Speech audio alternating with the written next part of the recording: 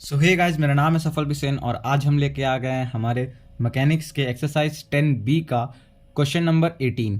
और ये क्वेश्चन आपका काफ़ी इंपॉर्टेंट है। प्रीवियस ईयर में आप देखोगे तो क्वेश्चन नंबर 18 आपका काफ़ी बार आया भी है। तो चलिए स्टार्ट करते हैं इस क्वेश्चन को। और बहुत ही अच्छा क्वेश्चन है और थोड़ा सा आपको टफ पड़ेगा, बट टफ मतलब अगर बिना समझाए आप अटेम्प्ट करो या करने की कोशिश करो तो उनको जो भी ये बिना मतलब किसी के बिना हेल्प के थ्रू अगर खुद से ट्राई करते हैं क्वेश्चन तो उनको टफ पड़ता है। लेकिन अगर कोई बता दे आपको और उसके बाद अगर लगाने को कहे तो बहुत अच्छे से समझ में आता है, बहुत अच्छा लगता है ये सवाल। तो आइए स्टार्ट करते हैं इसको। सबसे पहले क्वेश्चन लिख लेते हैं हम। क्वेश्चन नंबर 18 हमारा कह जा रहा है, a uniform chain of length L, a uniform chain of length L and weight capital W hangs between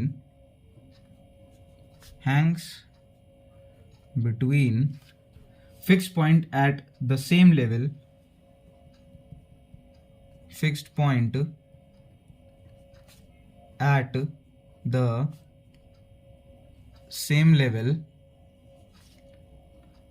and weight W dash is attached at the middle point, and weight W dash is attached at the middle point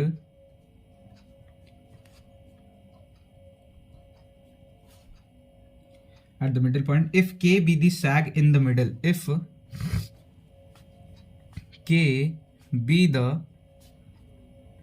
sag in the middle, अगर के जो है क्या है, सैग है, वो wait लटकाने के बाद उसके बीच में। अभी मैं क्वेश्चन पूरा समझाता हूं आपको। Prove that pull on either point of support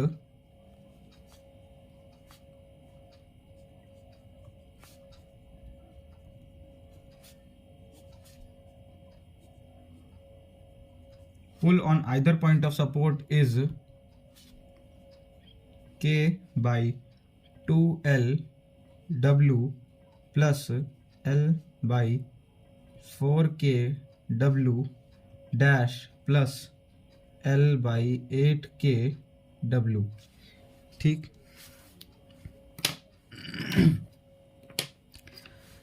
तो ये क्वेश्चन क्या कह रहा है, पहले हम ये समझते हैं। क्या रहा है कि एक यूनिफॉर्म चेन है जिसकी लेंथ कितनी है, L है, और जिसका वेट कितना है, कैपिटल W है। हैंग कर रही है दो फिक्स पॉइंट्स के बीच में, हैंग कर रही है between fix points at the same level, और वो दोनों पॉइंट कैसे हैं, सेम लेवल पे हैं। And weight W dash is attached at the middle. अब वो अगर हैंग कर रही है वो हमारी चेन, तो वो एक कैटेनरी फॉर्म करेगी, और अगर वो एक कैटेनरी फॉर्म कर रही है तो उसके सेंटर पे क्या करा गया है, एक W डैश वेट अटैच कर दिया गया है। और ये कहा जा रहा है कि W डैश वेट अटैच करने के बाद वो जो सैग आएगा, मतलब कि जो भी हमारा वो चेंज होगी उसकी शेप, और फिर उसका जो लोएस्ट पॉइंट होगा हॉरिजॉन्टल से, वो कितना है, K है, K आ रहा है W डैश वेट अटैच करने के बाद। तो हमको प्रूफ करना है कि pull on either point of the support, यानी कि ये जो हमारा पॉइंट ऑफ सपोर्ट है, इस पे जो एक्स्ट्रा पुल नहीं मीन्स जो टोटल वेट W डैश लटकाने के बाद जो पुल उस पे एक्सपीरियंस कर रहा है वो पॉइंट ऑफ सपोर्ट, वो कितना होगा, वो इतना जो है पुल अपना हमारा जो है एक्सपीरियंस करेगा। तो चलिए आइए डायग्राम के थ्रू भी एक बार इसको हम समझाने की कोशिश करते हैं।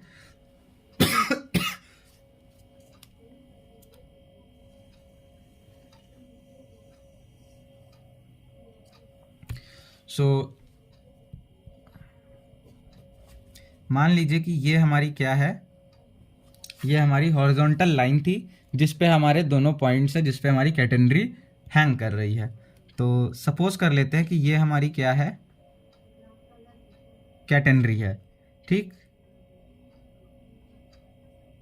ये हमारी कैटेनरी है, नॉर्मल जो है कि हैंग कर रही है।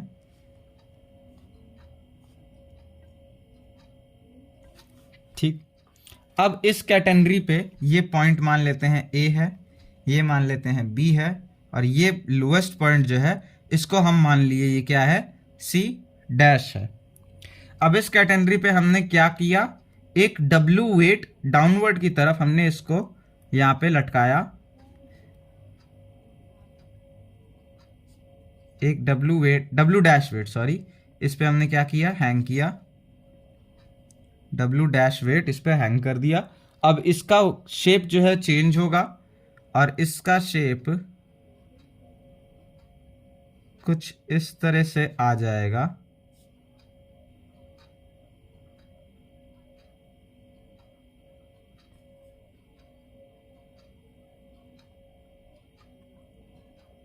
है ना, इसका शेप कुछ इस तरह से आ जाएगा, यहां पे ये पॉइंट टाइप का हो जाएगा, कैटेगरी शेप नहीं रहेगा इसका। तो कह रहा था कि इसका जो डिस्टेंस वेट लटकाने के बाद ये जो डिस्टेंस है यहां से यहां तक का, ये कितना है, के है, K be this sag in the middle. तो ये हमारा डिस्टेंस है फ्रॉम द हॉरिजॉन्टल, कितना है, के आ गया ये, ठीक है। अब कह रहा है कि इस पॉइंट ए पे हमारे जो टेंजेंट लग रही है, टेंजेंट या फिर इस पॉइंट ए पे जो पुल है, इस पॉइंट पे और इस पॉइंट पे दोनों पे सेम पुल लगेगा इस वेट डब्ल्यू डैश की वजह से। तो कह रहा है कि इस ए पॉइंट पे हम कंसीडर कर ले रहे हैं, तो ए पॉइंट पे जो हमारा पुल होगा वो कितना होगा, इतना होगा। तो हमारा ए पॉइंट पे जितना पुल होगा उतना ही टेंशन लग रहा होगा ए पॉइंट पे, तो यानी कि टेंशन ही एक तरह से इनडायरेक्टली पूछ रहा है। तो हम कह सकते हैं कि इस ए पॉइंट पे टेंजेंशियल डायरेक्शन में टेंशन लगेगा, और वो मान ले रहे हैं ये इस डायरेक्शन में लगा, यानी कि अगर हम इसको आगे एक्सीड करेंगे तो ये हमारे यहाँ कहीं आ रहा है, ठीक। अब अगर हम ये वाला जो हमारा लाइन है या ये वाला जो हमारा कैटेगरी है इसको हम आगे फर्दर बढ़ाएं, तो हम देख रहे हैं कि ये हमारी कैटेगरी कहीं यहाँ कहीं जाके शायद क्रिएट हो रही है, ये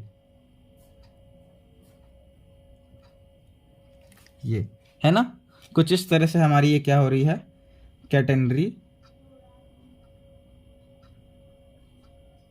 शेप बिगड़ने की वजह से, हमारी ए सी डैश बी कैटेगरी का शेप बिगड़ने की वजह से हमारी ये नई कैटेगरी हमारी फॉर्म हो रही है, ठीक है। और इसको मैं और आगे बढ़ा लेता हूं, इसको हम कह देते हैं बी डैश। इस कैटेगरी का लोएस्ट पॉइंट हमारा यहां पे है,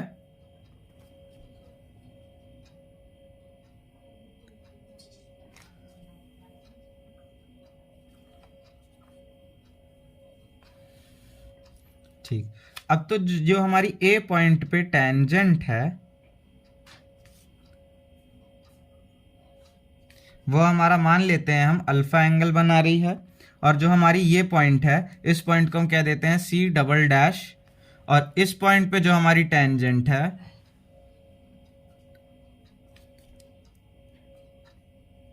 हम मान लेते हैं कि वो हमारे हॉरिजॉन्टल से कितना एंगल बना रही है, बीटा एंगल बना रही है, ठीक। अब इस पॉइंट का जो हमारा यहाँ से ये जो हमारी एक्स वो है डायरेक्ट्रिक्स है, वहाँ से जो लेंथ होगी उसको हम क्या कहेंगे, सी कहेंगे, है ना। और इस पॉइंट को हम क्या कह देते हैं, डी, बिकॉज ये लोएस्ट पॉइंट है कौन सी कैटेगरी का, A D B dash category का लोएस्ट पॉइंट है। अब ये जो हमारी कैटेगरी थी ए सी डैश बी, इस कैटेगरी का जो लेंथ था वो कितना था, एल था, तो हाफ लेंथ इसकी कितनी हो जाएगी, एल बाई टू। तो ए सी डबल डैश की भी लेंथ हमारी कितनी हो जाएगी, एल बाई टू, क्योंकि इसको बस खींच दिया गया, पहले वो सिर्फ ग्रेविटी के इन्फ्लुएंस में लटक रही थी इसलिए यहाँ तक थी, लेकिन अब डब्ल्यू डैश वेट भी उस पर लग रहा है इसलिए वो जो है यहाँ तक आ गई, लेकिन लेंथ तो उतनी रहेगी ना, एल बाई टू। तो यहाँ से यहाँ तक की जो लेंथ है ये कितनी है, एल बाई टू है। इतना आई थिंक आपको समझ में आ गया होगा। तो चलिए अब हम स्टार्ट करते हैं। इस सी डबल डैश को हम क्या लिखेंगे, x1 क्वामा y1 इसका कोऑर्डिनेट मान लेते हैं, और a को मान लेते हैं x क्वामा y। अब देखिए इसका सोल्यूशन, सबसे पहले हम क्या लिखेंगे यहाँ पे, let us take W be the, small w है ये, small w be the weight per unit length,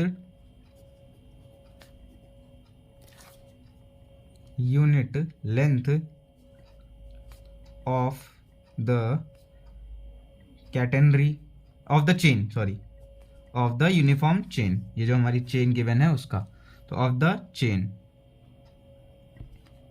then W will be equal to capital W upon L, L क्या है, टोटल लेंथ है ना, length of the chain L, so capital W upon length, total weight upon length, weight per unit length हो गया, W से पहला equation बन गई। अब इसके बाद ये तो हो गया हमारा W। अब हम ध्यान से देखें तो हम यहाँ पे फोकस किस कैटेगरी पे कर रहे हैं, A, D और B डैश वाली कैटेगरी पे अगर हम फोकस करें, सो फॉर कैटेगरी या for common category, for common category A, D, B dash, हम इस वाली कैटेगरी की बात कर रहे हैं at point A, point A पे जो A का डिस्टेंस है फ्रॉम द डायरेक्ट्रिक्स वो कितना है, y है, और अगर ये y है तो ये किसके बराबर है, इस C डबल डैश का डिस्टेंस कितना है, y1 है, तो यहां से यहां तक का डिस्टेंस y1 और यहां से यहां तक का डिस्टेंस k, सो हमारा जो y है वो हमारा y1 प्लस k के बराबर है ना, सो यहां पे लिख सकते हैं at point A y is equal to y1 plus k। देखिए हमको बताना क्या है एट द एंड, हमको इस A पॉइंट पे इस A, D और B डैश वाली कैटेगरी पे लग रही, मतलब A पॉइंट को इस A, D और B डैश वाली कैटेगरी का एक पॉइंट मानना है और उस पॉइंट पे लग रही टेंशन की हमको वैल्यू जाननी है और हमारी वैल्यू यही निकल के आएगी, है ना। तो उस पॉइंट पे टेंशन जानने के लिए हमको क्या चाहिए, उस पॉइंट की हाइट चाहिए फ्रॉम द हॉरिजॉन्टल, है ना, तभी तो हम उस पॉइंट पे टेंशन कितनी लग रही है वो बता सकते हैं। तो हम क्या कर रहे हैं, वही चीज हम यहाँ पे फाइंड आउट करने की कोशिश कर रहे हैं। चलिए अब आप यहां पे क्या लग सकते हो, देखिए आपको y की वैल्यू पता है y1 प्लस के, और आपको यहां D पॉइंट से लेके A पॉइंट की लेंथ कितनी है, मतलब आर्क लेंथ कितनी है ये भी पता है। इसको हम मान लेते हैं S1 मान लेते हैं इसको, क्योंकि ये नहीं पता थी तो इसको हम S1 मान लेते हैं, तो S1 प्लस L/2 हो जाएगी इस A पॉइंट तक की आर्क लेंथ, है ना। सो हम क्या लिख सकते हैं यहाँ पे कि S y is equals to this, S will be equal to S1 plus L/2, और C तो हमारा पता ही है इस कैटेगरी के लिए, A, D, B dash category के लिए हमारा जो C है वो हर पॉइंट के लिए कांस्टेंट होगा और जो कि होगा हमारे C के बराबर, तो C तो है ही है। So y square is equals to S square plus C square, इसका अगर हम यूज करते हैं तो हमारे पास क्या आएगा, y स्क्वायर की जगह पे हम रखे यहाँ पे y1 प्लस k का whole square is equal to S1 plus L/2 का whole square plus C square, C क्या है हमारा यहाँ से यहाँ तक का डिस्टेंस, तो C स्क्वायर, ठीक। इसको हम और फर्दर सॉल्व करते हैं तो y1 square plus k square plus 2y1k is equal to S1 square plus L square by 4 आ जाएगा, प्लस 2S1 इंटू L/2, यानी कि 2 से 2 कैंसिल आउट, तो S1 into L plus C square, इतना आ गया हमारे पास। इसको हम मान लेते हैं इक्वेशन नंबर 2। यहां पे अब हम बात करते हैं पॉइंट ए भी हमारे इस A, D और B डैश वाली बड़ी वाली कैटेगरी का हिस्सा था, पॉइंट C डबल डैश भी हमारी बड़ी वाली कैटेगरी का हिस्सा है। सो एट पॉइंट, तो हम यहाँ पे अभी बात किसी कर रहे हैं for common category A, D, B dash की, तो उसी में हमारा पॉइंट A भी आ जाता है और उसी में हमारा क्या आ जाता है at point C double dash, उसी में हमारा पॉइंट C डबल डैश भी आ जाता है। तो वहां पे हम क्या बात कर रहे हैं अब C डबल डैश की अगर हम बात करें तो वहां पे भी हम यही वाला फॉर्मूला यूज करेंगे, y square is equal to C square plus S square का।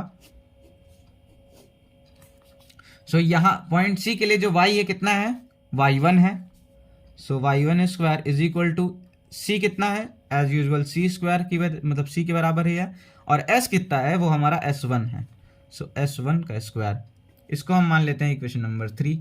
अब ऑन ऑपरेटिंग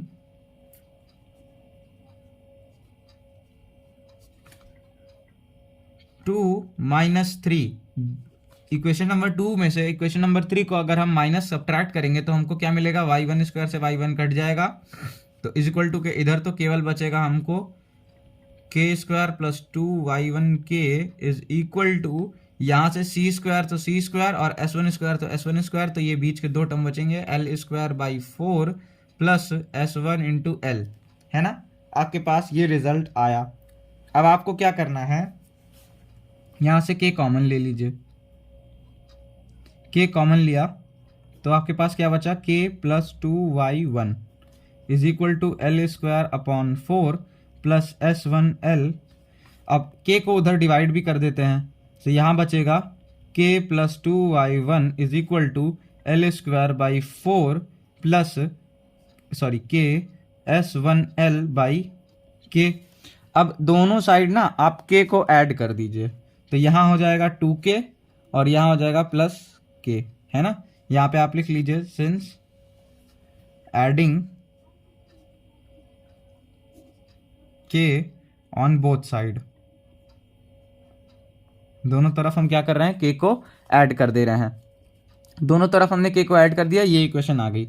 यहाँ से आप 2 कॉमन ले लीजिए, k plus y1 is equal to L square upon 4k plus s1l upon k plus k। उसके बाद आप क्या करिए, y1 प्लस k, कुछ नहीं आपने 2 को इधर भेज दिया, तो L square upon 8k plus s1l upon 2k plus k, इतना आ गया आपके पास। अब आपको हम क्या बता रहे हैं, ये ध्यान से सुनिए। हमने यहाँ पे k क्यों ऐड किया, इसका कोई रीज़न है? हाँ है, बिल्कुल। क्यों? क्योंकि हमको y1 प्लस k की वैल्यू इस फॉर्म में चाहिए थी। मतलब कि जरूरी नहीं कि L square upon 8k plus ये फलाना ढिमाका में, y1 प्लस k की जो भी वैल्यू यहाँ पे आती हमको वो चाहिए थी। क्यों? क्योंकि हमारा y क्या है, y यहाँ तक कि अगर हाइट पता लग जाए ए की, पॉइंट ए की y अगर हमें पता लग जाए तो हम पॉइंट ए पे लग रही टेंशन बता सकते हैं और वो इसके बराबर आएगी। तो पॉइंट ए की हाइट पता करने के लिए y1 क्या था, y1 प्लस के था, और अब हमें y1 प्लस के की वैल्यू जाननी है, इसीलिए हमने इस तरफ देखा तो देखा कि y1 प्लस के हमको कुछ भी करके यहाँ बनाना है, इस वजह से हमने k से डिवाइड किया। फिर हमने दोनों तरफ देखा कि नहीं बन रहा तो k ऐड करना पड़ा, k ऐड करने के बाद हमको यहाँ पे क्या मिला, 2 से फिर इधर डिवाइड करके y1 प्लस के की वैल्यू हमको ये फाइनली मिल गई। इसको हम कोई एक इक्वेशन बना लेते हैं, इक्वेशन नंबर 3, सॉरी 4 हो जाएगी ना ये, हाँ 4। अब इसमें ध्यान से देखें तो हमको क्या नहीं पता, हमने खुद से माना था s1, है ना, तो हमको s1 की वैल्यू तो नहीं पता है, यहाँ पे s1 भी है ना, बाकी l तो हमको गिवन था, k भी हमको गिवन था, है ना, तो बाकी 2, 8 ये सब तो नंबर्स हैं। तो y1 प्लस k की जो वैल्यू है वो हमको पता है पूरी की पूरी, यहाँ पे सिर्फ s1 दिक्कत दे रहा है क्योंकि s1 हमने खुद से माना था, s1 मतलब क्वेश्चन में गिवन नहीं था, तो s1 की वैल्यू हमको फाइंड आउट करनी पड़ेगी। अब बात आती है s1 की वैल्यू हम कैसे फाइंड आउट करें। s1 है क्या, आर्क लेंथ है इस पॉइंट c डबल डैश की। अगर पॉइंट c डबल डैश की आर्क लेंथ हमको पता है और हमको क्या पता है, अरे s1 हमको निकालना है, और इस पॉइंट पे टेंजेंट का एंगल हमको पता है, तो क्या हम आर्क निकाल सकते हैं। Intrinsic equation of catenary use करेंगे यहाँ पे, तो यहाँ पे लिखेंगे since at point C double dash, at point C double dash पे using s is equal to c tan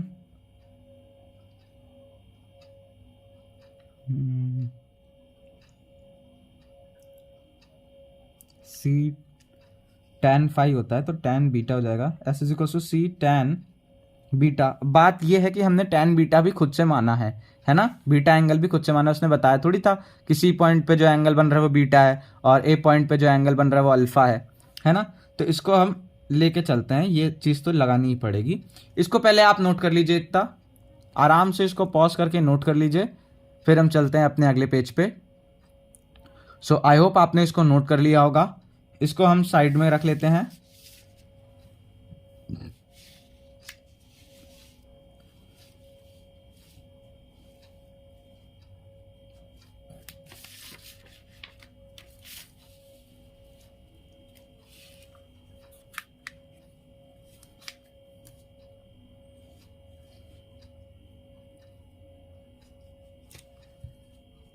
चलिए,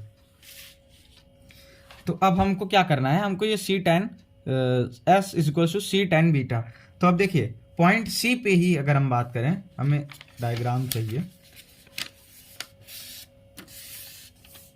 पॉइंट अगर हम सी की बात करें, यहां पे देखिए आप, ये अगर हम इस पॉइंट सी की बात करें, अगर हम यहां से सी डबल डैश की, ठीक, इस पॉइंट सी डबल डैश की बात करें, तो हम जानते हैं कि इस पॉइंट पे एक टेंशन इस तरफ लग रही होगी और एक टेंशन इस टेंजेंशियल डायरेक्शन पे लग रही होगी, ठीक।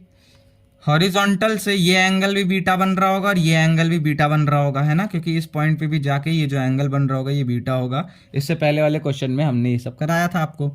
तो अब अगर ये टेंशन टी है या T2 मान लेते हैं और ये टेंशन भी अगर हम T2 मान लेते हैं, तो इस डायरेक्शन में तो T2 कॉस बीटा लगेगा और इस डायरेक्शन में भी T2 कॉस बीटा लगेगा, बट ऊपर की डायरेक्शन में तो इस टेंशन का जो हमारा वर्टिकल कंपोनेंट होगा वो लगेगा और that will be T2 sine beta, और इस टेंजेंट का भी, मतलब इस टेंशन का भी हमारा जो हॉरिजॉन्टल वर्टिकल कंपोनेंट होगा वो इसी डायरेक्शन में लगेगा ऊपर की तरफ, और वो क्या होगा, वो भी होगा हमारा T2 साइन बीटा। इस वजह से यहाँ पे जो नेट कंपोनेंट आ रहा होगा इन दोनों टेंशंस का, वो कितना आ रहा होगा, वो आ रहा होगा 2 times of T2 sine beta, है ना, 2 times of T2 sine beta आ रहा होगा, यानी कि, और वो किससे बैलेंस किया जा रहा है, इस W डैश वेट से। तो हम यहां पे लिखेंगे कि at point C double dash 2T2 sine beta will be equal to W dash, है ना, उसी से बैलेंस किया जा रहा है वो। अब यहाँ पे जो हमारा T2 है इसको हम क्या लिख सकते हैं, यहाँ पे हम ये वाला फॉर्मूला लगाएंगे कि since T is equal to W into y, so T क्या है, इस C डबल डैश पॉइंट पे T2 है, so T2 will be equal to किसके बराबर होगा, W इंटू वाई, यानी कि W इंटू Y1 के बराबर होगा, और W क्या है, वेट पर यूनिट लेंथ है, so 2 into W into Y1 sine beta is equal to W dash. यहां पे अब हम क्या करेंगे, since W by L is equal to W and Y1 is equal to C sec phi, sorry Y is equal to C sec phi वाला formula लगाएंगे। तो यहां से तो 2 कैपिटल W बाई L आ जाएगा सीधे सीधे, और Y1 के लिए हमारा जो Y C sec फाई है वो कितना आएगा, Y1 is equal to C का तो C ही रहेगा, sec फाई की वजह sec इस पॉइंट पे खींची गई टेंजेंट का एंगल वो बीटा है, तो sec बीटा, यानी कि Y1 कितना हो जाएगा हमारा C sec beta into sine beta is equal to W dash. अब उसके बाद क्या हो जाएगा, 2W by L into C times of sec beta और साइन बीटा, ये हमारा tan बीटा के बराबर हो जाएगा, is equal to W dash. अब अगर हम यहाँ पे ध्यान से देखें तो इस पॉइंट के लिए जो S1 है वो हमने शुरू में क्या लिखा था कि S will be equal to C tan beta, है ना, ये देखिए हमने यहाँ पे लिखा था S is equal to C tan beta. So यही चीज हम यहाँ पे यूज करेंगे, ये इसको क्योंकि as S1 is equal to C tan beta, sorry C tan alpha होता है, ये C tan फाई होता है, ये जनरल फॉर्मूला हम लिख रहे थे ना, जनरल फॉर्मूला हम लिखे थे ये, तो C tan फाई होता है यहाँ पे, ये C tan फाई होता है। और जो S1 होगा तब अगर हम मतलब पॉइंट C डबल डैश पे अगर हम लगाएंगे तो ये जो हमारी इक्वेशन होगी ये हमारी S1 is equal to C tan beta के फॉर्म में चेंज हो जाएगी। तो अब हम यहाँ से क्या रख सकते हैं कि C tan बीटा जो है उसको हम S1 की तरह यूज कर सकते हैं, सो 2W बटे L into S1 is equal to W dash. So यहाँ से S1 की वैल्यू हमको फाइंड आउट करनी थी ना इस इक्वेशन पे रखने के लिए, तो S1 की वैल्यू हमारी यहाँ से कितनी आ गई, S1 will be equal to W dash into L upon 2W, ये हमारी क्या आ गई, S1 की वैल्यू आ गई। इसको हम लिख देते हैं इक्वेशन नंबर 5, फिर यहाँ पे लिखेंगे using equation 5 in equation 6 fourth. इस इक्वेशन फोर्थ में अगर हम यूज करेंगे तो इक्वेशन 4 हमारी क्या बन जाएगी, y1 plus k is equal to L square upon 8k plus S1L upon 2k plus k।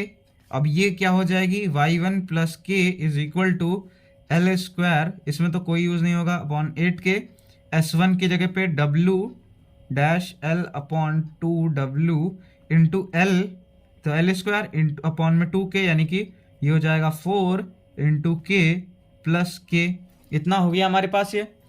अब यहाँ पे ध्यान से देखने वाली बात यह है कि ये हमारे किसके बराबर है, y will be equal to y1 plus k is equal to L square upon 8k plus w dash L square upon 4wk plus k।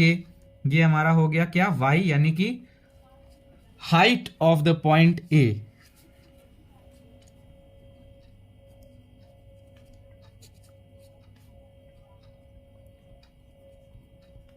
Of catenary A D B dash, A D B dash catenary की height हो गई है। सो A D A point पे हमारी tangent कितनी होगी, tension ए point पे हमारी टेंशन कितनी होगी, so tension eight point A will be W into y, which is W हमारा क्या है, L by K है इक्वेशन नंबर 1 से, W by K है ना, small w is equals to capital W by L। So W by L into y की value क्या आ रही है, L square upon 8k plus W dash L square upon 4wk plus k। एक minute, यहाँ पे k बाई 2 होगा, ये यहाँ से जब हमने 2 से डिवाइड किया तो ये k बाई 2 आएगा, ध्यान से देखिए, है ना। तो वो भी हमारा यहाँ पे भी क्या होगा, k बाई 2 होगा, k बाई 2 होगा और k बाई 2 होगा। तो यहाँ पे हमारा k बाई 2 आएगा, है ना, इतना आ गया। अब इसके बाद हम क्या करते हैं, यहाँ से जो टेंशन आया है हमारा ये, इसमें हमारा क्या होगा, tension will be equal to W by L को मल्टीप्लाई कर देते हैं। सो ये आ जाएगा, L से L कैंसिल आउट हो जाएगा, WL upon 8k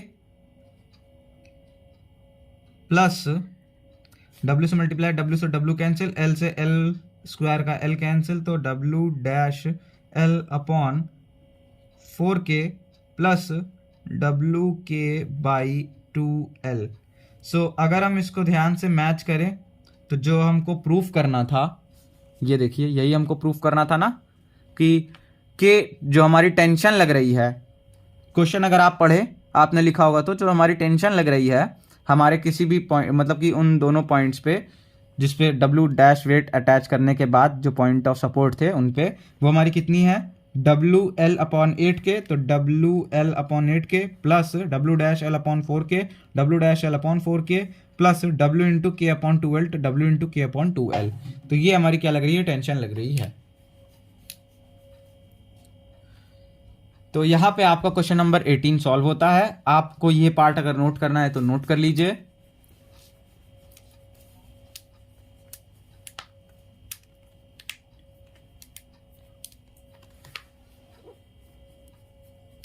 so I hope आपको ये जो है क्लियर हो गया होगा, ये आंसर कैसे सॉल्व होता है। काफ़ी इजी आंसर था इसका, आसानी से निकलना था, बट मुश्किल होती है क्योंकि वो समझ नहीं आता उस टाइम पे ना, जब क्वेश्चन आप पढ़ते हो तो कि कैसे निकलेगा।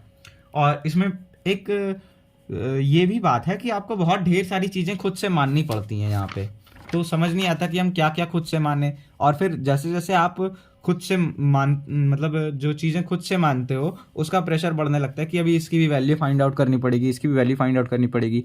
ये नहीं पता होता ना कि आगे जाके वो चीज़ ही कट जाएगी, है ना। जैसे अब यहाँ पे हमने क्या माना, अल्फा बीटा माना, और यहाँ पे कुछ टैन का टर्म आया था ना, टैन, बट यहाँ पे आगे जाके देखिए वो चीज़ एकदम यहाँ पे कट गई, है ना। टैन बीटा बना और टैन बीटा S1 के बराबर आ गया, तो ये चीज़ का अंदाज़ा नहीं होता है। तो यहाँ पे अल्फा बीटा मानने में हम लोग जो है थोड़ा सा कतराते हैं, और यहाँ पे C डैश का X1 Y1 और फिर ये S1 लेंथ मानने में हम लोग कतराते हैं। तो ये सब होता है, कोई दिक्कत नहीं। लेकिन आपको ये ध्यान रखना है कि अगर एक क्वेश्चन आपका सोल्यूशन आपको मिल जा रहा है, तो उस मिलने के बाद अगर कभी भी आपको बोला जाए कि ये क्वेश्चन आपको आता है तो वो क्वेश्चन आपको आना चाहिए। ऐसा नहीं हो कि आपको सॉल्यूशन मिलने के बाद भी आप क्वेश्चन एग्ज़ाम में आए और ना कर पाओ, तो ये बहुत ही बेकार चीज़ होगी फिर, है ना, उसका कोई मतलब नहीं होगा फिर। सो आई होप आपको ये क्वेश्चन समझ में आया होगा। आज का वीडियो थोड़ा बड़ा बन गया बिकॉज 15-20 मिनट में ख़त्म हो जाते हैं हर क्वेश्चन, लेकिन ये थोड़ा सा लेंदी क्वेश्चन था, इसको समझाने में टाइम लगा। सो चलिए मिलते हैं नेक्स्ट क्वेश्चन के साथ, तब तक के लिए पढ़ाई करते रहिए। All the very best.